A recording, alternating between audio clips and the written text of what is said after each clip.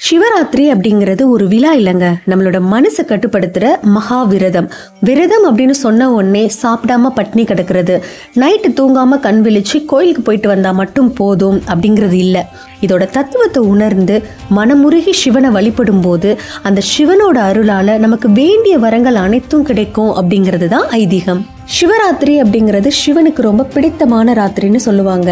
மாதத்துக்கு ஒரு முறை மாத சிவராத்திரி வந்தாலும் மாசி மாதத்துல தேய்பிறை சதுர்த்தியில வரக்கூடிய சிவராத்திரி மகா சிவராத்திரியா கொண்டாடப்படுது. நம்மளுடைய முன்னோர்கள், நம்மளுடைய சித்தர்கள் ஒரு விஷயத்த சொல்லும் போது அதுல இருக்கக்கூடிய ஆன்மீக தகவல்களை நம்ம எந்த அளவுக்கு நம்புறோமோ அதுக்கு பின்னாடி ஒளிஞ்சிட்டு இருக்கிற அறிவியல் உண்மைகளையும் நம்ம கண்டிப்பா நம்பதான் செய்வோம். அதே மாதிரி இந்த மகா சிவராத்திரியில் இருக்கக்கூடிய ஆன்மீக மற்றும் அறிவியல் உண்மைகள் என்னென்ன, எதற்காக கொண்டாடுறோம் அப்படிங்கிற வரலாறு என்னங்கிறதையும் இப்போ நம்ம பார்க்கலாம். இந்த மகா சிவராத்திரி பற்றிய அறிவியல் காரணம் என்ன அப்படின்னு சொன்னா, நம்ம அண்டத்திலிருந்து நம்ம பூமியை நோக்கி வந்துட்டு இருக்கக்கூடிய கதிர்கள், அதாவது ரேடியேஷன் பவர்ல ஈத்தர் அப்படிங்கிற ரேடியேஷன் பவர் இருக்கு.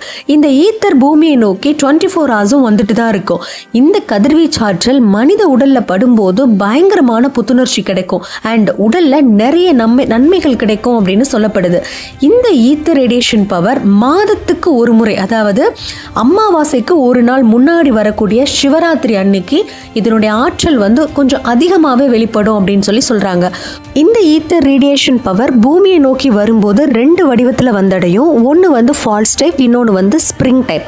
மழை கொட்டும் போது வரக்கூடிய துளிகள் மாதிரி இருக்கிறது தான் இந்த ஃபால்ஸ் டைப்னு சொல்லுவாங்க. ஆனால் ஸ்ப்ரிங் வடிவத்தில் வரக்கூடிய இந்த ஸ்ப்ரிங் டைப் ரேடியேஷன் ஈத்தர் வந்து இதோட ஆற்றல் வந்து பல மடங்கு ஜாஸ்தியாக இருக்குன்னு சொல்றாங்க.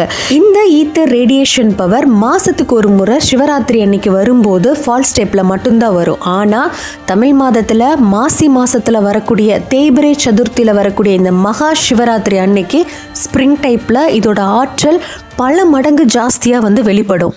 ஸோ அந்த சிவராத்திரி இரவு அன்னைக்கு நம்ம தூங்காம கண் விழிச்சு நம்ம முதுகெலும்பை நேராக வச்சு தியான நிலையில உட்கார்ந்து சிவனை வழிபடும் போது நம்ம உடம்புல அதிகப்படியான ஆற்றலோட இந்த ஈத்தர் ரேடியேஷன் பவர் வந்து வந்தடையும் அப்படின்னு சொல்றாங்க. இதனால நம்ம உடம்புக்கு நல்ல ஒரு புத்துணர்ச்சி கிடைக்கும். வரக்கூடாத நோய்கள் கூட நம்ம உடம்புல வராம தடுக்கக்கூடிய ஆற்றல் அதுக்கு இருக்கு அப்படின்னு சொல்லப்படுது. அடுத்ததான் இந்த மகா சிவராத்திரி பற்றிய ஆன்மீக காரணம் என்ன அப்படிங்கிறத பார்க்கலாம். ஒரு நாள் பார்வதி தேவி என்ன பண்றாங்கன்னா, ரொம்பவே விளையாட்டா சிவனோட கண்களை வந்து கட்டி விடுறாங்க. அதுக்கு பின்பு என்ன ஆகுதுன்னு சொன்னா, அவருடைய 2 கண்களா இருக்கக்கூடிய நிலவு சூரியன் இருள் சூழ்ந்த காரணத்தினால இந்த உலகம் ஃபுல்லா இருண்டு போயிடுது. இந்த அண்ட சராசரமே இப்படி இருள தத்தளிச்ச காரணத்தினால சிவபெருமான் தன்னுடைய 3வது கண்ணான நெற்றிக்கண்ணை திறக்கிறாரு. அதிலிருந்து வெளிப்பட்ட அபரிவிதமான ஆற்றல் காரணமா இந்த உலகத்துல இருக்கக்கூடிய நிறைய உயிர்கள் வந்து மாண்டு போகுது. இதை பார்த்த பார்வதி தேவி தான் செஞ்ச தப்ப தானே சரி பண்ணணும் அப்படிங்கிற எண்ணத்துல அன்னைக்கு நைட்டு முழுவதும் சிவனை நோக்கி தவம் பண்றாங்க. அதாவது மாலை 6 மணிலிருந்து அடுத்த நாள் காலை 6 மணி வரைக்கும் அவங்க சிவனை நினைச்சு மனமுருகி வந்து வேண்டுறாங்க. பார்வதி தேவியோட இந்த பக்தியை நினைச்சு மெய் சிலிர்த்த சிவபெருமான் பார்வதி தேவி கிட்ட வந்து, உனக்கு என்ன வரம் வேணும்னு கேளுன்னு சொல்றாரு.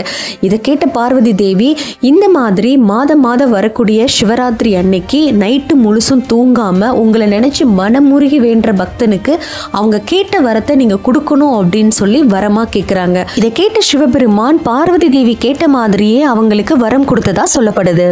புராணங்களில் சொல்லப்படக்கூடிய இன்னொரு கதை என்ன அப்படின்னு சொன்னா, கோபக்கார துர்வாச முனிவர் கொடுத்த சாபத்தினால தன்னுடைய சக்தியை இழந்த தேவர்கள் தவிக்கும் போது பார்க்கடலை கடைஞ்சி அதுல இருந்து கிடைக்கக்கூடிய அமிர்தத்தை சாப்பிட்டீங்கன்னா உங்களை யாராலும் தோற்கடிக்க முடியாது அப்படின்னு சொல்லி விஷ்ணு பகவான் சொல்றாரு. இதை கேட்ட அசுரர்களும் தேவர்களும் மேருமலையை மத்தாக்கி பார்க்கடல்ல வாசுகி அப்படிங்கிற பாம்பை வச்சு பார்க்கடலை கடைறாங்க. அப்படி கடைஞ்சிட்டு இருக்கும் போது அந்த வாசுகி பாம்பு வலி பொறுக்க முடியாம தன்னுடைய விஷத்தை வந்து கக்க ஆரம்பிக்குது. இதை பார்த்த சிவபெருமான் வந்து, இந்த மாதிரி விஷத்தை வந்து பார்க்கடல்ல கக்கும் போது உலக ஜீவன்கள் அனைத்திற்குமே பெரிய அழிவு உண்டாகுமே அப்படின்னு நினைச்சு தாமாகவே முன் வந்து அந்த விஷத்தை தன்னோட தொண்டையில நிலைநிறுத்தி கொள்றாரு சிவபெருமான். இதனால தான் அவரை திருநீலகண்டர் அப்படின்னு சொல்றாங்க. இந்த தினத்தை தான் சிவராத்திரியா எல்லாராலையும் கொண்டாடப்படுது.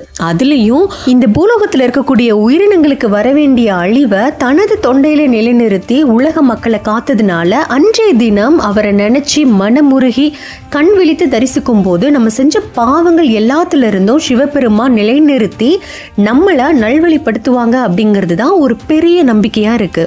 அண்ட் அது மட்டும் இல்லாமல் நம்ம செஞ்ச பாவங்கள் அனைத்தும் விரதத்தில் இருக்கக்கூடிய ஒவ்வொரு நொடியும் நம்மக்கிட்ட இருந்து நீங்கி போகும் அப்படிங்கிறதும், நள்ளிரவில் சிவனை நோக்கி வழிபடுவதன் மூலமாக அவருடைய ஜோதி ஒளி நம்ம மீது வீசி அனைத்து சுப காரியங்களும் கைகூடும் அப்படிங்கிறதும் ஒவ்வொரு சிவபக்தருடைய பெரிய நம்பிக்கையாக இருந்துகிட்ருக்கு. ஸோ இந்த வீடியோ பற்றின உங்களோட கருத்துக்களை கண்டிப்பாக நீங்கள் கமெண்ட் பண்ணுங்கள். இந்த வீடியோ உங்களுக்கு பிடிச்சிருந்ததுன்னு சொன்னால் கண்டிப்பாக ஒரு லைக் பண்ணி ஷேர் பண்ணி சேனலை சப்ஸ்கிரைப் பண்ணுங்கள். தேங்க்ஸ் ஃபார் வாட்சிங். பை.